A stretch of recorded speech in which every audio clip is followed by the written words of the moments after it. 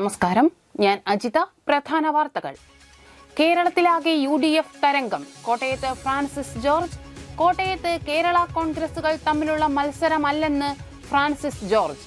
പത്തനംതിട്ടയെ 4ാം തവണയും നയിക്കാൻ ആന്റോ ആന്റണി. വിജയം 65,880 വോട്ടുകളുടെ ഭൂരിപക്ഷത്തിൽ. ആഹ്ലാദ പ്രകടനവുമായി കോൺഗ്രസ് പ്രവർത്തകർ. കോട്ടയത്ത് നഗരം ചുറ്റി പ്രകടനം. വാർത്തകൾ വിശദമായി. ശക്തമായ ത്രികോണ മത്സരം നടന്ന കോട്ടയം ലോക്സഭാ മണ്ഡലത്തിൽ UDFിലെ അഡ്വക്കേറ്റ് കെ ഫ്രാൻസിസ് ജോർജിന് മിന്നും വിജയം. 87,000-ലധികം വോട്ടിന്റെ ഭൂരിപക്ഷത്തിലാണ് ഫ്രാൻസിസ് ജോർജ് വിജയിച്ചത്. കോട്ടയത്തിന്റെ ജനമനസ് ഫ്രാൻസിസ് ജോർജിനൊപ്പമായിരുന്നു. സിറ്റിംഗ് എംപിയായ തോമസ് ചാഴിക്കാടനെ പിന്നിലാക്കി UDF സ്ഥാനാർത്ഥി ഫ്രാൻസിസ് ജോർജ് വിജയിച്ചു.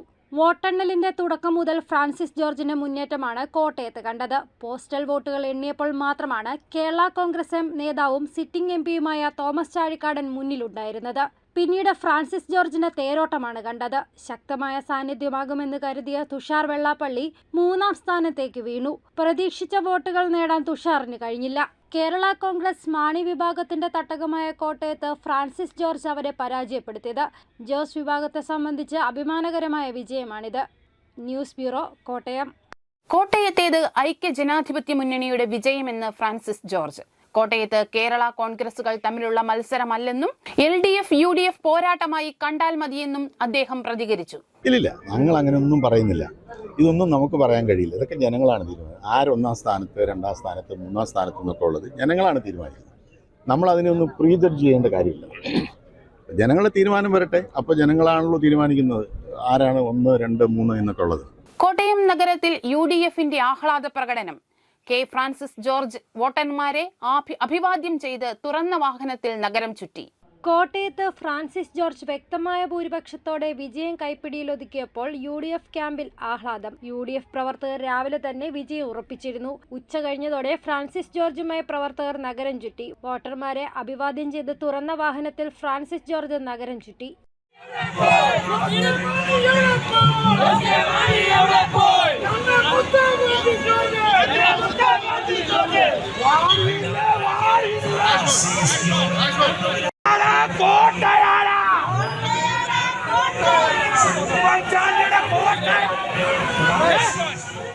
തിരുവഞ്ചൂർ രാധാകൃഷ്ണൻ MLA, ചാണ്ടി ഉമ്മൻ MLA എന്നിവരും ഒപ്പമുണ്ടായിരുന്നു. വിവിധയിടങ്ങളിൽ പ്രവർത്തകർ മധുരം വിളമ്പുകയും ചെയ്തു.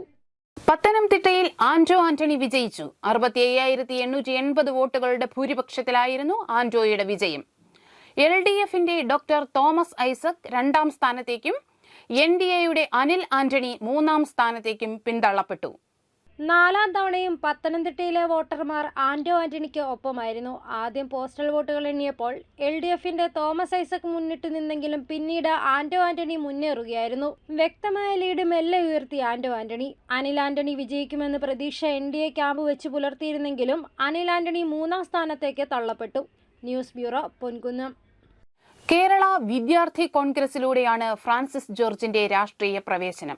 1999, 2004 വർഷങ്ങളിൽ നടന്ന ലോക്സഭാ തെരഞ്ഞെടുപ്പിൽ കേരള കോൺഗ്രസ് ജോസഫ് പാർട്ടിയുടെ ടിക്കറ്റിൽ ഇടുക്കിയിൽ നിന്നും തെരഞ്ഞെടുക്കപ്പെട്ടു.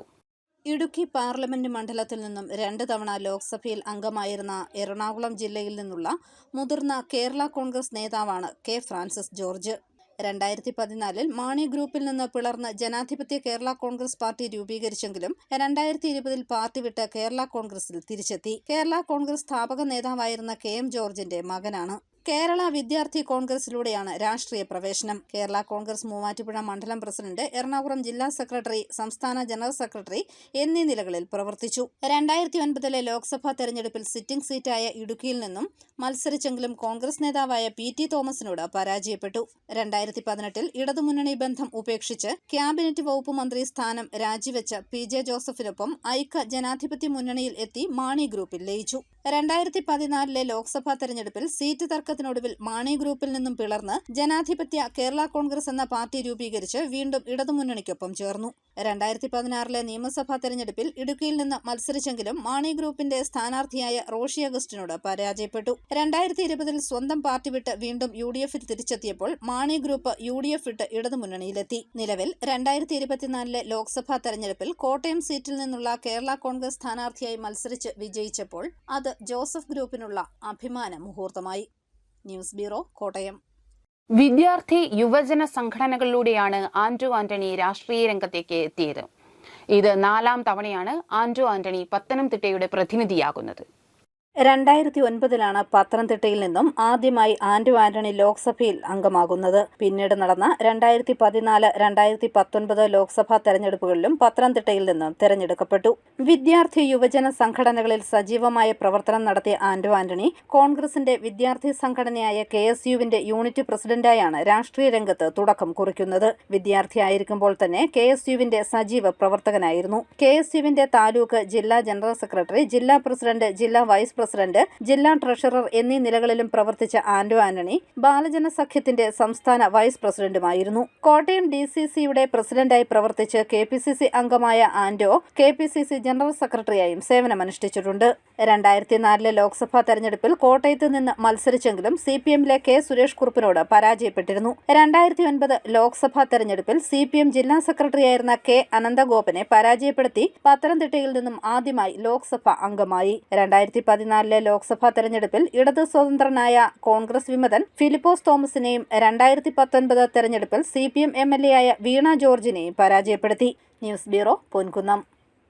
തൃശൂരിൽ സുരേഷ് ഗോപിയുടെ വിജയത്തോടുകൂടി കേരള രാഷ്ട്രീയത്തിൽ പുതിയ മാറ്റത്തിന് തുടക്കം കുറിച്ചിരിക്കുകയാണ് എന്ന് കേരള കോൺഗ്രസ് ഡെമോക്രാറ്റിക് ചെയർമാൻ സജി മഞ്ഞക്കടമ്പിൽ അഭിപ്രായപ്പെട്ടു. തിരുവനന്തപുരം ഉൾപ്പെടെ കേരളത്തിലെ വിവിധ മണ്ഡലങ്ങളിൽ NDA സ്ഥാനാർത്ഥികളുടെ വോട്ട് വർധന നരേന്ദ്രമോദി സർക്കാരിന് കേരളീയർ നൽകിയ വലിയ അംഗീകാരമാണെന്നും സജി മഞ്ഞക്കടമ്പിൽ പറഞ്ഞു. തൃശ്ശൂരിലെ NDA സ്ഥാനാർത്ഥി സുരേഷ് ഗോപിയുടെ വിജയത്തോടുകൂടി കേരളത്തിൽ പുതിയൊരു രാഷ്ട്രീയ മാറ്റത്തിന് തുടക്കം കുറിച്ചിരിക്കുകയാണ്. നമുക്കറിയാം, കേരളത്തിലെ തിരുവനന്തപുരം ഉൾപ്പെടെ ആറ്റിങ്ങൽ, ആലപ്പുഴ ഉൾപ്പെടെയുള്ള വിവിധ മണ്ഡലങ്ങളിൽ BJPയുടെ വോട്ട് വിഹിതം വർദ്ധിക്കുകയും BJP 2ാം സ്ഥാനത്തെത്തുകയും ചെയ്തത് തീർച്ചയായിട്ടും കേരളത്തിലെ ജനങ്ങൾ നരേന്ദ്രമോദി ഗവൺമെൻറ് നൽകിയ ഏറ്റവും വലിയ അംഗീകാരമായിട്ട് ആണ് കാണേണ്ടത്. അതോടൊപ്പം തന്നെ കേരളത്തിലെ NDA സ്ഥാനാർത്ഥികളെ പരാജയപ്പെടുത്താനായി ഇന്ത്യ മുന്നണി സഖ്യത്തിൻ്റെ ഭാഗമായ കേരളത്തിലെ ഇടത് വലത് മുന്നണികൾ CPM കോൺഗ്രസ് സഖ്യം അവർ ഒന്നിച്ച് കൈകോർത്തു എന്നും ഈ അവസരത്തിൽ പറയാൻ ആഗ്രഹിക്കുകയാണ്. പ്രധാന വാർത്തകൾ ഒരിക്കൽ കൂടി. കേരളത്തിലാകെ UDF തരംഗം. കോട്ടയത്ത് ഫ്രാൻസിസ് ജോർജ്. കോട്ടയത്ത് കേരള കോൺഗ്രസുകൾ തമ്മിലുള്ള മത്സരമല്ലെന്ന് ഫ്രാൻസിസ് ജോർജ്. പത്തനംതിട്ടയെ 4ാം തവണയും നയിക്കാൻ ആന്റോ ആന്റണി. വിജയം 65,880 വോട്ടുകളുടെ ഭൂരിപക്ഷത്തിൽ. ആഹ്ലാദ പ്രകടനവുമായി കോൺഗ്രസ് പ്രവർത്തകർ. കോട്ടയത്ത് നഗരം ചുറ്റി പ്രകടനം. ഈ ബുള്ളറ്റിൻ പൂർണ്ണമാകുന്നു. നമസ്കാരം.